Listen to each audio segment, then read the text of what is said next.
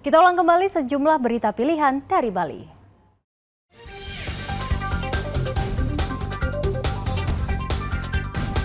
Akibat hujan semalaman, sederan area pura desa dan pusat di Desa Adat Tegal Tugu Gianyar ambrol.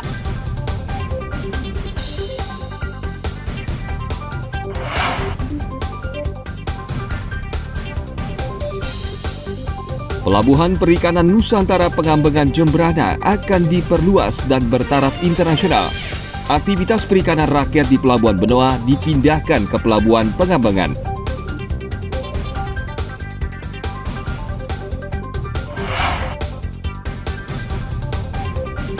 Ampas kopi bisa disulap jadi lukisan para tokoh seperti Prabowo Subianto dan lukisan menarik lainnya.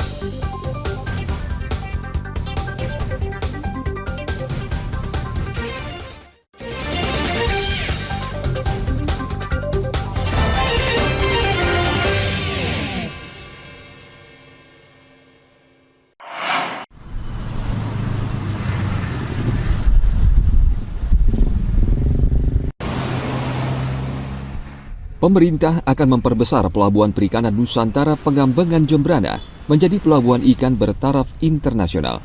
Rencananya, Pelabuhan Pengambengan seluas 13,5 hektar akan diperluas menjadi 60 hektar. Perluasan kolam dari sebelumnya 30 hektar menjadi 72,5 hektar. Dengan daya tampung mencapai 1.500 kapal. Proyek perluasan pelabuhan diestimasi mampu menyerap 55.000 tenaga kerja. Diharapkan dengan pengembangan pelabuhan, maka kapasitas produksi ikan yang sebelumnya 12.000 ton menjadi 80.000 ton dan nilai produksi dari 78 miliar rupiah menjadi 3,2 triliun rupiah. Untuk itu, pemerintah akan memindahkan aktivitas perikanan di Pelabuhan Benoa ke Pelabuhan Perikanan Nusantara Pengambengan Jembrana. Pemindahan aktivitas perikanan Pelabuhan Benoa ke Pelabuhan Perikanan Nusantara Pengambengan dipastikan oleh Menteri Kelautan dan Perikanan Sakti Wayu Trenggono Senin siang.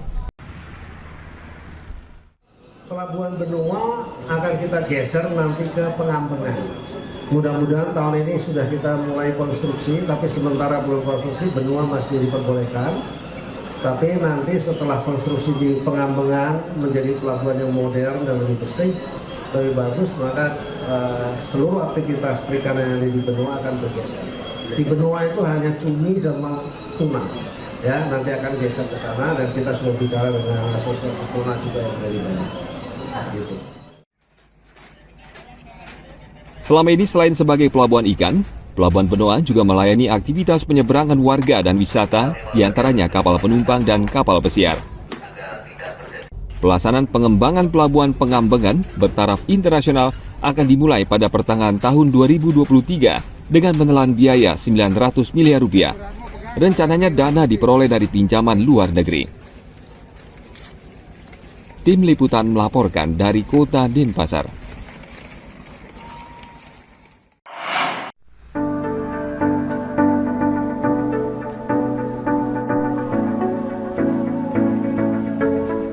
Kopi tak hanya enak diseruput saat panas, tapi kopi juga bisa dibuat menjadi seni yang berharga.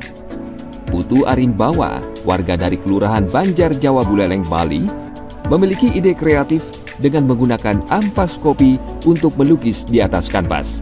Lukisan dari ampas kopi ini kini sangat digemari oleh penikmat karya seninya. Ide melukis dengan menggunakan ampas kopi muncul saat ia bersama teman-temannya menikmati kopi di sebuah angkringan pada bulan Desember tahun 2022.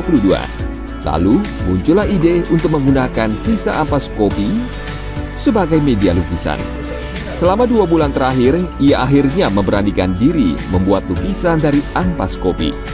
Bahkan sudah 13 lukisan yang dirampungkannya. Rata-rata lukisan dari ampas kopi merupakan pesanan dari pelanggan. Arimbawa pernah melukis wajah Prabowo Subianto yang atas pesanan Ketua DPD Gerindra Bali. Selain Prabowo, beberapa tokoh lainnya juga pernah ia lukis dalam goresan ampas kopi. Saya melukis hanya pesanan, jadi belum bisa bikin stok kayak Bapak tuh, kan Bapak terus berkarya, ya karena ekonominya udah kondusif waktu itu. Kalau saya kan belum. Ada pesanan baru kerja.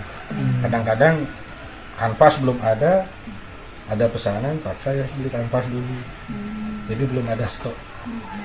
Ya, sementara. Harga untuk satu buah lukisan awalnya tidak dipatok. Pelanggan yang menilai lukisannya. Ada yang dihargai 1 juta rupiah untuk satu lukisan, bahkan ada yang 2 juta rupiah. Arim Bawa sendiri bukan sekolah di jurusan seni rupa. Bahkan dia lulusan dari SMK jurusan perkantoran. Bakat seni ini muncul secara otodidak dan juga warisan dari ayahnya yang merupakan seorang pelukis. Tim Liputan melaporkan dari Kabupaten Buleleng.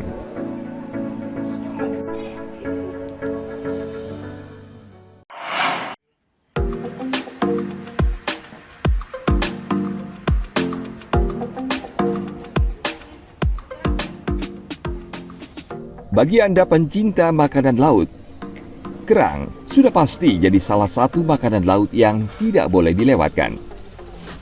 Rasa gurih dan teksturnya yang kenyal membuat kerang digemari banyak orang. Berbagai olahan kerang kerap disajikan di sejumlah tempat makan, mulai dari kerang saus tiram, tumis kerang, sate kerang, hingga kerang saus padang.